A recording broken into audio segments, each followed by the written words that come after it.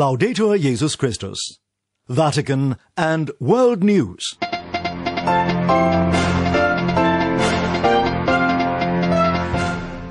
In the headlines this Wednesday, February 10th, Pope Francis prays for victims of a calamity in India and reflects on the power of prayer in every Christian's life.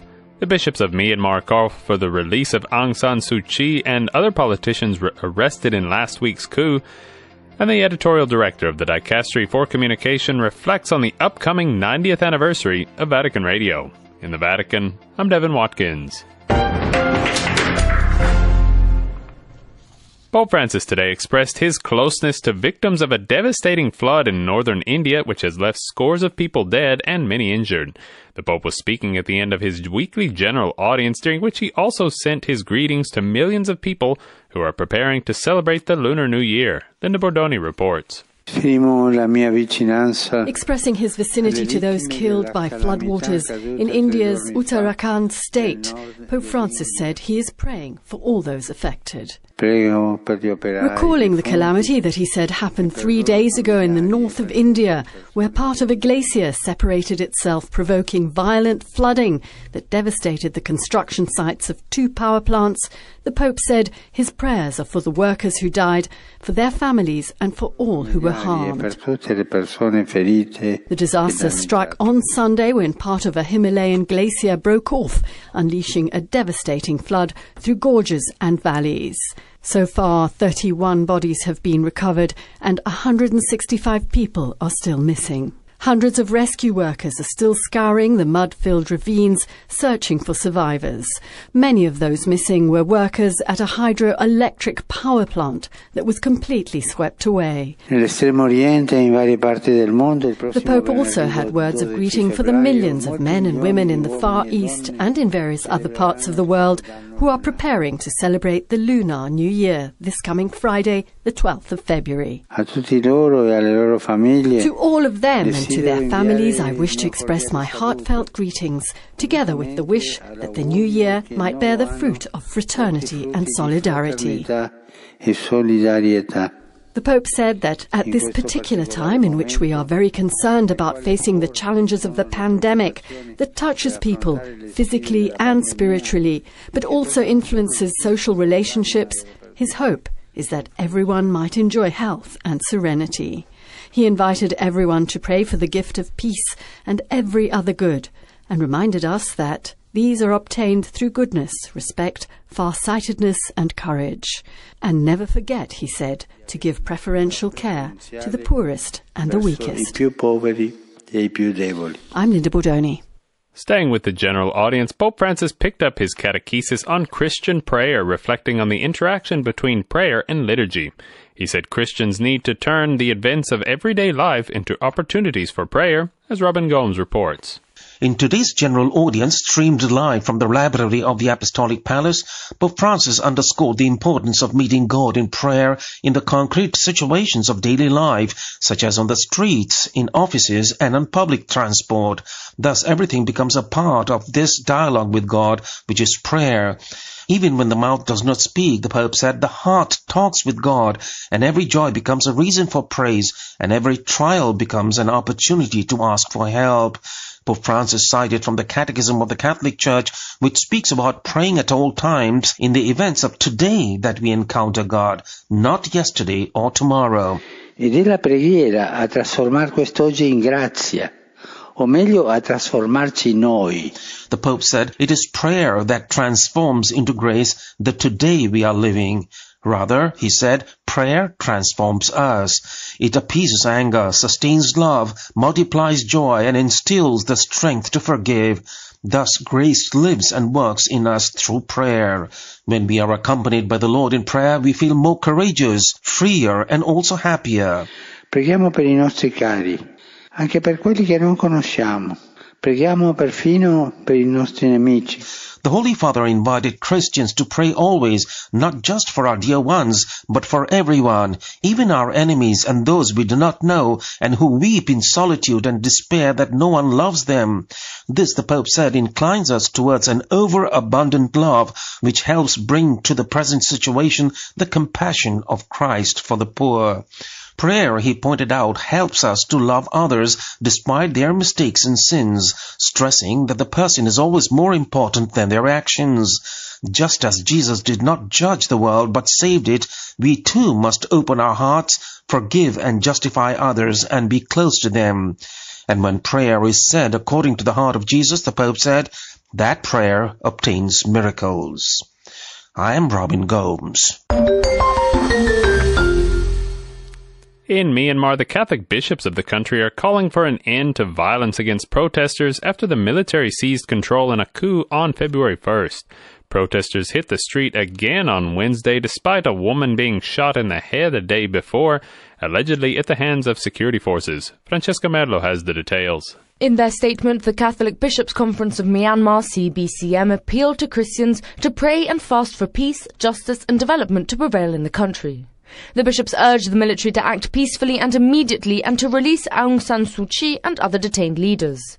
The letter, signed by Cardinal Charles Bo, President of the Bishops' Conference of Myanmar, and Monsignor Jo So Han, its Secretary-General, expresses deep concern about the imposition of a state of emergency for a year after the military seized power on the 1st of February. The prelates also called on citizens to refrain from all forms of violence and discrimination and asked the international community to lend a hand to the people of Myanmar. Across the nation, protests against the coup, which removed the government led by Suu Kyi's National League for Democracy, are intensifying. On the 9th of February, thousands of people took to the streets in Naypyidaw, Yangon, Mandalay and other cities defying a ban on large gatherings. In Naypyidaw, police used water cannons, tear gas and live ammunition. According to media reports here, during the demonstrations, one woman was killed, another was hospitalized, and at least 60 people were arrested by police. The United Nations condemned the use of force by public security agents and claimed the right of people to peacefully assemble and freely express their opinions.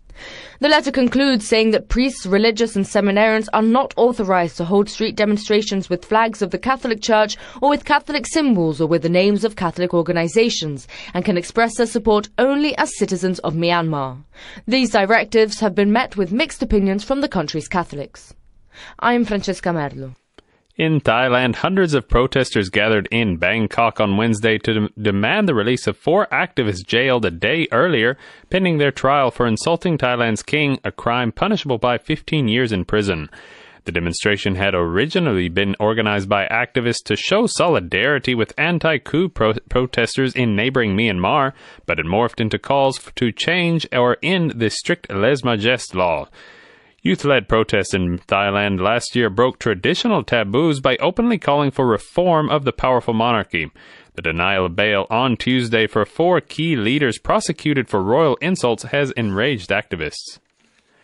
Elsewhere, Cardinal Leonardo Sandri has praised the people of Lebanon for their solidarity and hearty spirit in the face of a host of crises rocking the Middle Eastern nation.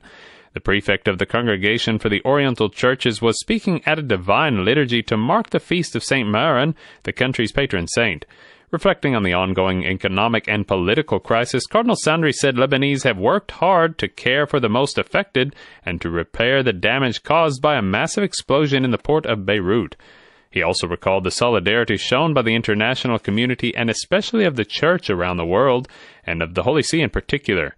Cardinal Sandri also asked for the intercession of St. Maron to end the suffering aggravated by the pandemic and to enlighten the Lebanese leaders so that they might pursue the good of the country. Lebanon is going through one of its worst political and economic crises since the official ending of the civil war in 1990. Poverty is on the rise and the nation is hosting some 1.5 million refugees from war-torn Syria. Canada's Catholic bishops have made a change to the English-language translation of the Roman Missal, which comes into effect on Ash Wednesday. As Father Benedict Mayaki reports, the change involves the wording of the Trinitarian conclusion of the Collect.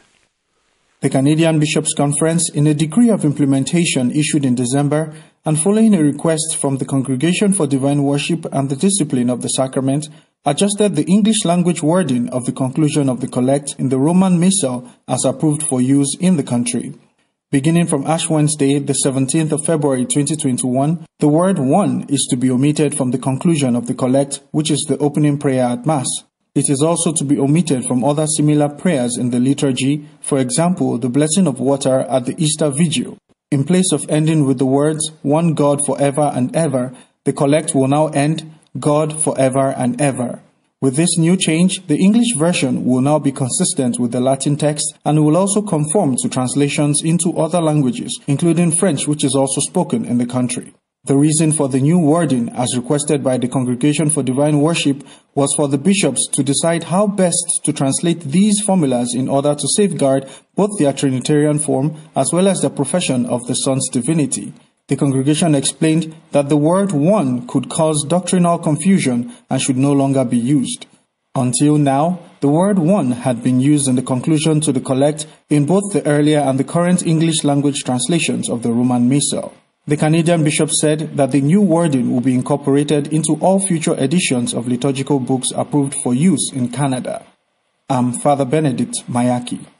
In Mali, 20 United Nations peacekeepers were injured today when their base came under fire, according to a UN mission spokesman. The base near the town of Douentza was attacked, but no one claimed responsibility. Islamist militant groups linked to Al-Qaeda and the so-called Islamic State regularly attack UN peacekeepers and Malian soldiers in the area. Deployed since 2013, the UN currently has over 14,000 peacekeepers in Mali. And finally, we here at Vatican Radio are gearing up to celebrate our 90th anniversary on Friday. As we mark these 9 decades of service to the Church, our editorial director reflects on how the Pope's radio has evolved to meet the challenges of the ongoing pandemic. Here's Dr. Andrea Tornielli. The 19 years of Vatican Radio document the attention that the Holy See has always had for communication. The radio was just born. Pius XI sensed its importance and wanted to create one within Vatican City. In this time of pandemic, the station, which broadcasts in 41 languages, has rethought itself. It has tried to connect people isolated by the lockdown, recounting the good experiences that have arisen in the world. What has particularly marked our story in recent times has been the testimony of Father Macaulay, for 2 years a prisoner of fundamentalists between Niger and Mali. Thanks to a rickety little radio, the missionary was able to connect and listen to the voice of the Pope during the Mass of Pentecost. In his testimony, we find the reasons for the service provided by our radio, by the technicians and journalists who every day decline the message of the successor of Peter in different languages and cultures, without the obsession of the audience, likes and self-referential protagonism. In September 2019, Pope Francis told us, "One of the things you must not do is advertise." Following this indication, Vatican Radio continues to bring a message of hope to the many Fathers Macaulay in the most remote corners of the earth, and it tells their stories to the world.